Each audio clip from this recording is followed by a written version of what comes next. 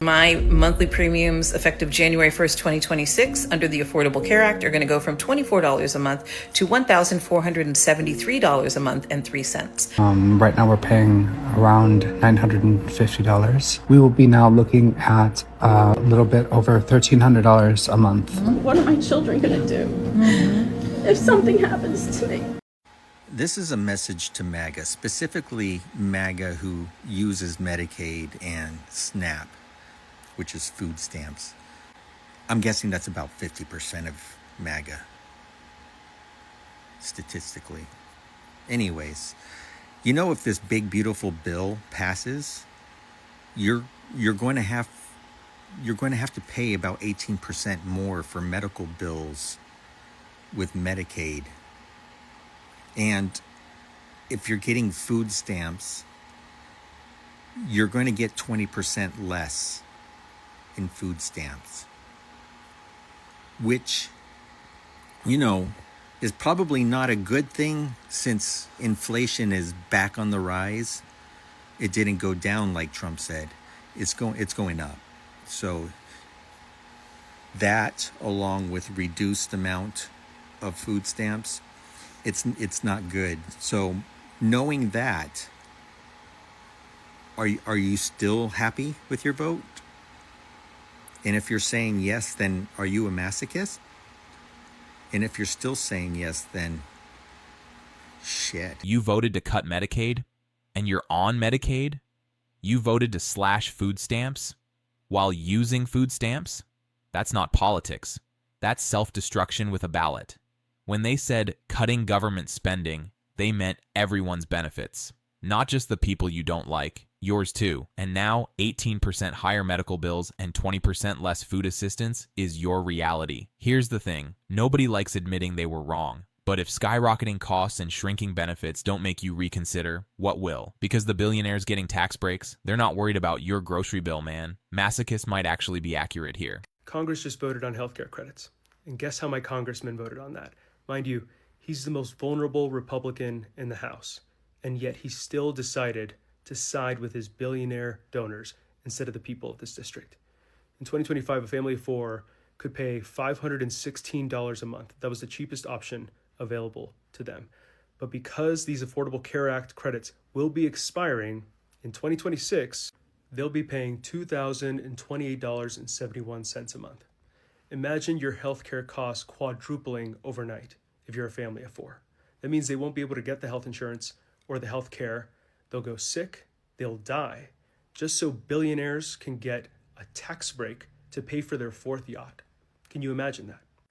That's why I'm running against Gabe Evans to flip the seat from red to blue, and his days in Congress are numbered.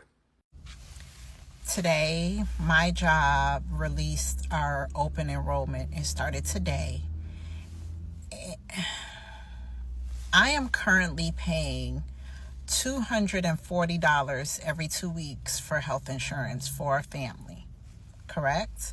Now, that does not include my vision, dental, 401k, or disability. So when you add all of those in, I'm paying about $550 every 2 weeks for my entire family to have medical, dental, vision. I have disability coverage, and I also contribute to my 401k. We just got our benefits for next year. What I'm currently paying $240 every 2 weeks for is going up to $709 every 2 weeks. That does not include my 401k, my vision, my dental, my disability insurance. How can I possibly survive paying $1,500 just in medical coverage? They already kicked our spouses off of our coverage because they said if your spouse can get insurance through their job, we're cutting them off. So not only did you cut them out, it tripled. $700 just for medical benefits every 2 weeks. I'm not even talking about a month. This is bi-weekly. How is this? And I work in medical.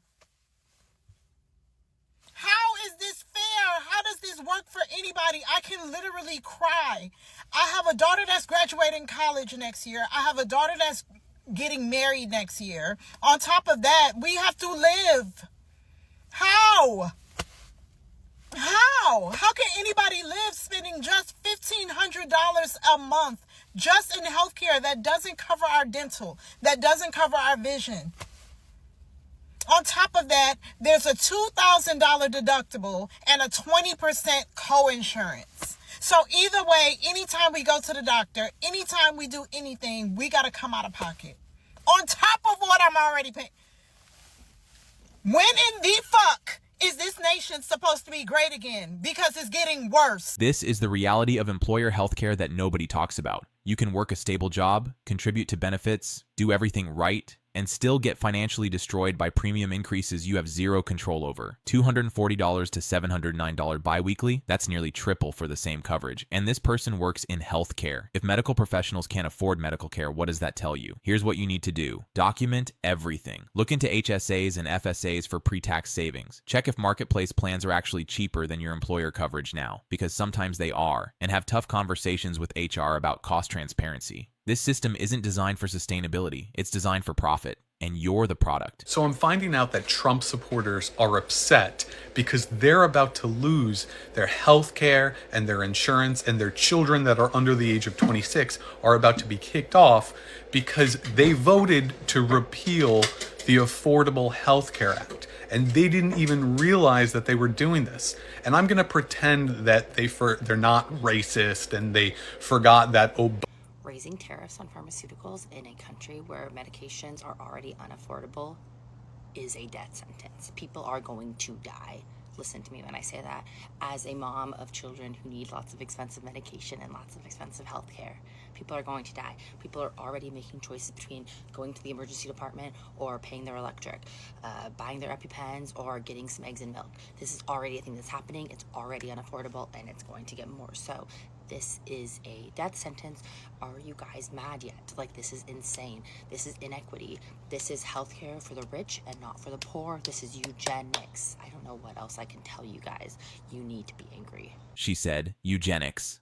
And honestly, when you break it down, she's not wrong. What happens when healthcare becomes unaffordable? Poor people die. Sick people die. People with chronic conditions can't afford medications. And they die. Who survives? The wealthy. People with private assets who don't need subsidies. So you're creating a system where only those who can afford it get to live. Add tariffs on pharmaceuticals, raising prices on life-saving medications, and you're literally deciding who's worth saving. She's right. People will die. That's not dramatics. That's statistics.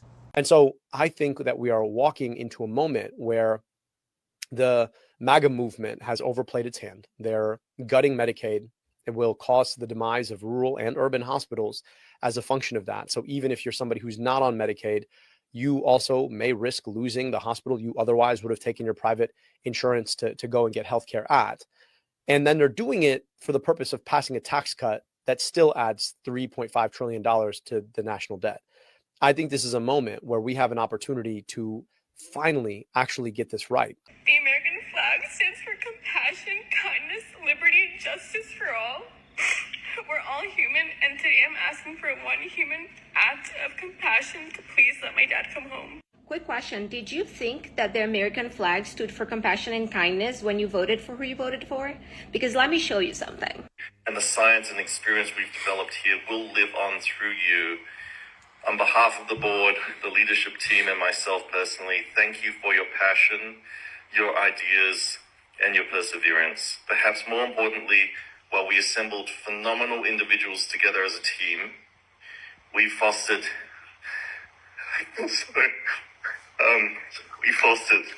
an even more phenomenal culture together.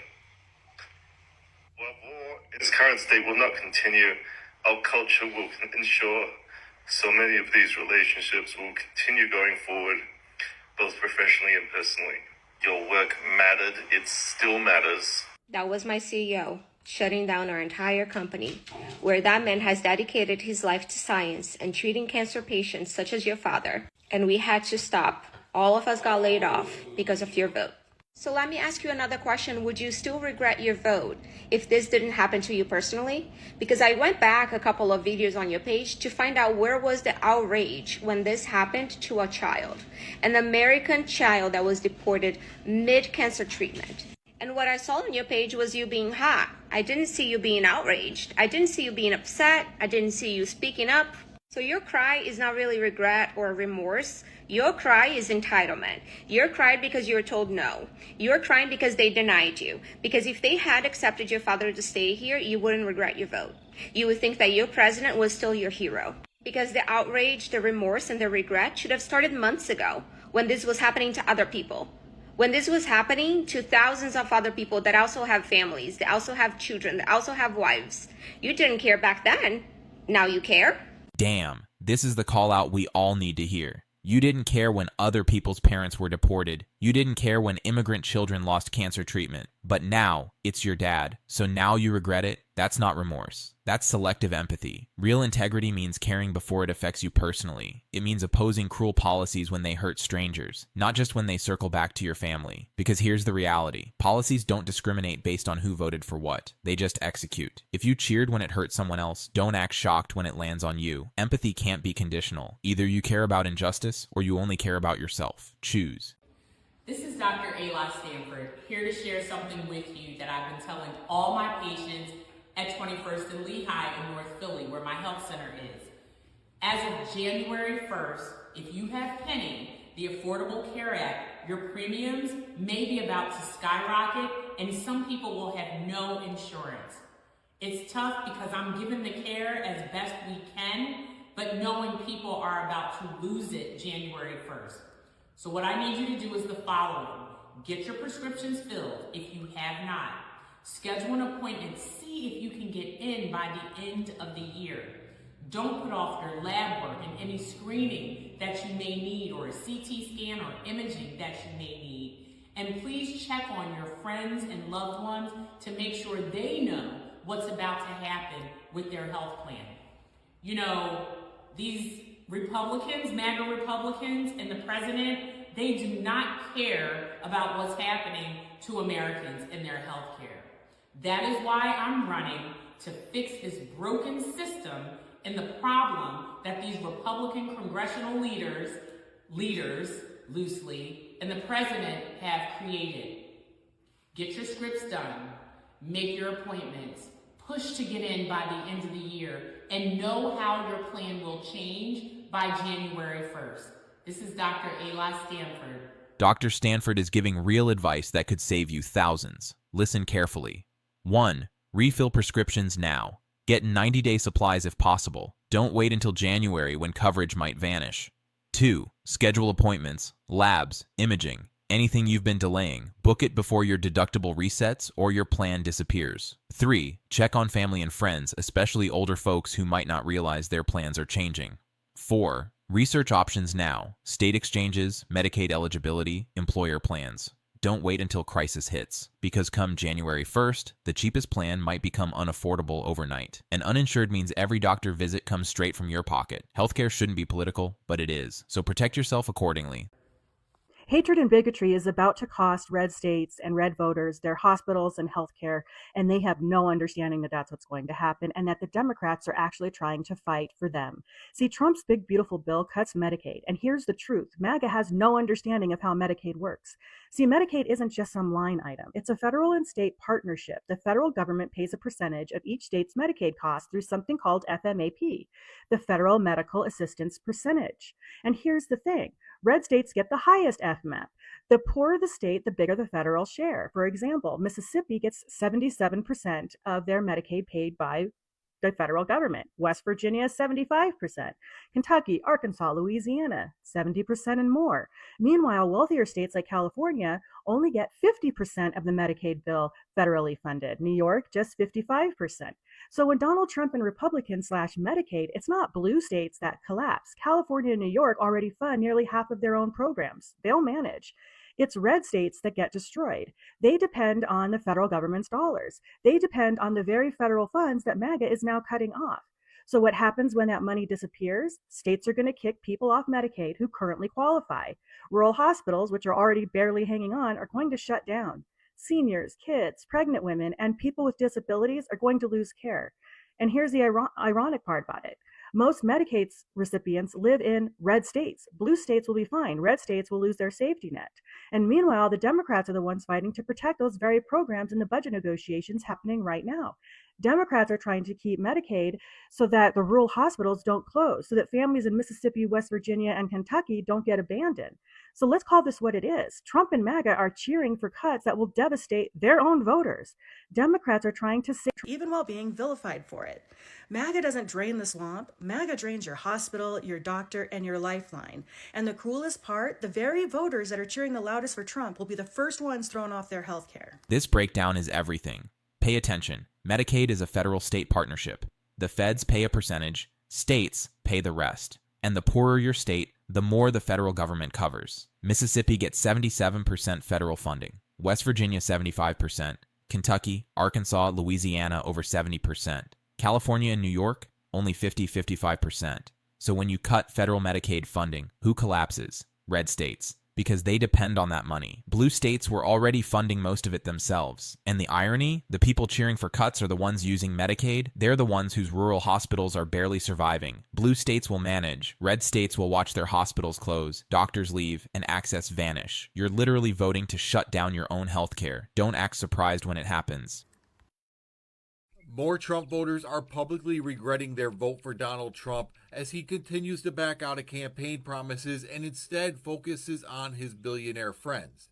Now, first it was the Steelworkers Union out of Pennsylvania. Now firefighter unions in New York City are publicly speaking out as Donald Trump and Republicans failed to fund the 9/11 first responder health care program that is designed to help the first responders who are still suffering from being there on the ground during 9/11.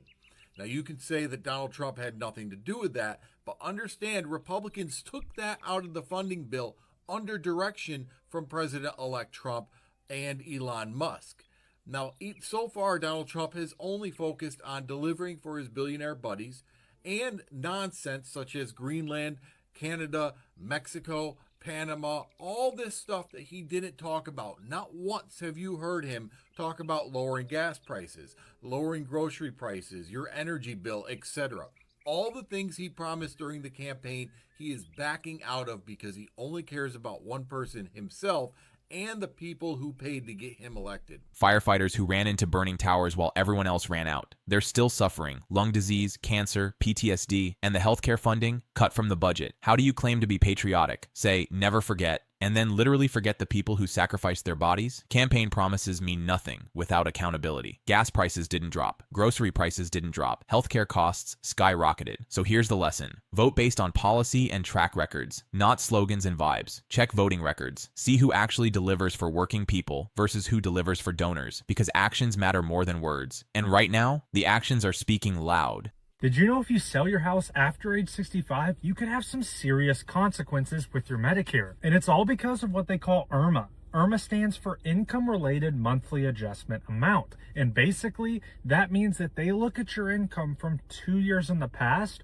when you're getting on Medicare. So when you're 63, your income that you show is going to affect you when you turn 65 and get on to Medicare. That being said, let's take a look at this chart. This is the 2026 IRMAA chart. And you can see on the left-hand side, this is you filing individually. And then the next section over is you filing jointly. And then the far right column is actually how much you have to pay for Medicare Part B every single month due to your income. So as you can see, the higher your income goes up, the more money that you have to pay for Medicare Part B. So going back to the house, for example, say that you sell your house for a profit. All those capital gains, all those taxes, they show up as income and they fluctuate your Medicare Part B premium because it's going to push you into a higher tax bracket. Now, I'm not telling you not to sell your house when you turn 63, but you need to be mindful of this and make sure that you are aware of the costs that it's actually going to incur for you. Now, if you want to learn more, click the Get Offer button down below. I'll send you my 2026 Medicare Planning Guide for absolutely no cost.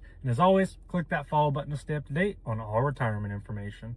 Right now, people across our country are very overwhelmed with medical bills. That frustration has been building for years now, and the MAGA-led government shutdown is only making it more visible. No matter your politics, one thing is very clear: working families are being left behind. That is why state leadership matters. Just look at what Arizona Governor Katie Hobbs did. She partnered with a nonprofit called RIP Medical Debt to wipe out $429 million worth of medical debt for 750,000 Arizonans. By using federal funds, the state eliminated massive debt for pennies on the dollar without raising taxes. Families got relief and their lives changed. This is smart and compassionate leadership. Right now, it can feel like you have no control over what is happening, like terrible things are all around us, and like no one is stepping in. But the reality is, local leaders can make a difference. They have the power to act and to protect communities, while they are delivering real results. That's why we need more leaders like Governor Hobbs. This is what competent leadership looks like. Governor Hobbs used federal funds to eliminate $429 million in medical debt for 750,000 Arizonans. Pennies on the dollar, no tax increases, just smart policy. The result?